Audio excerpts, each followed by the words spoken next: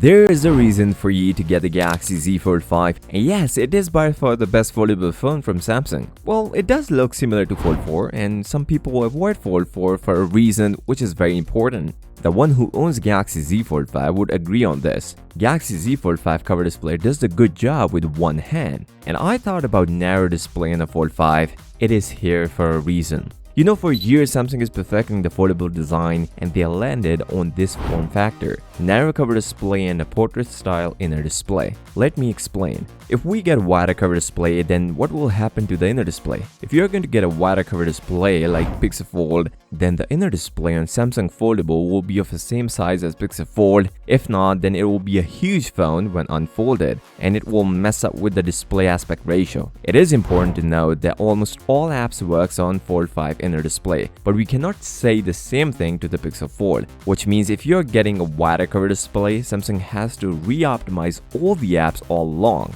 Also, if you're getting a wider cover display, you end up using 80% of the time, which means there is no point of getting a foldable phone if you only use cover display. So for a small task, go for a cover display on the Fold 5 just like any other guy, and when you consume media, open your Fold 5 and enjoy the beautiful inner display on the Fold 5. The bezels are even smaller than the Fold 4, which looks really good. There's a great news for people who are looking for a wider cover display because it is coming on the Fold 6, which I'll talk later in this video. The battery life on the Fold 5 is really good, although we have the same battery numbers as last year Fold 4, but with the new power efficient processor, it works really well, almost an hour more than the Fold 4 with the day-to-day usage, which is enough for a same size battery. There are a couple of tips you can use to save up some battery on your Fold 5. First, use light mode if you are not gaming. It will save up some battery but will keep the 120Hz refresh rate on your Fold 5. Second, you can turn down your display refresh rate to save up some battery. Also, you should turn off your auto brightness. There is a reason why I'm telling you.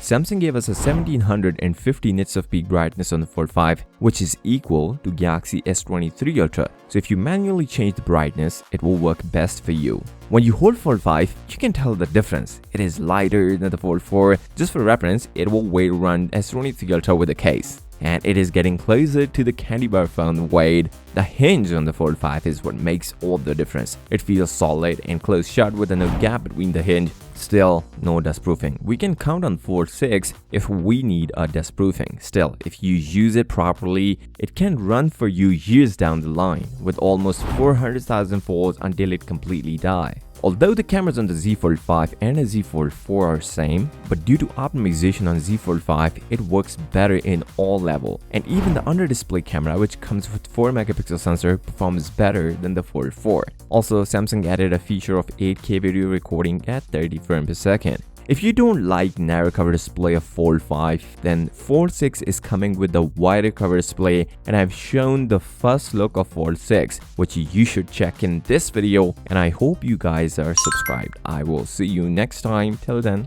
peace out.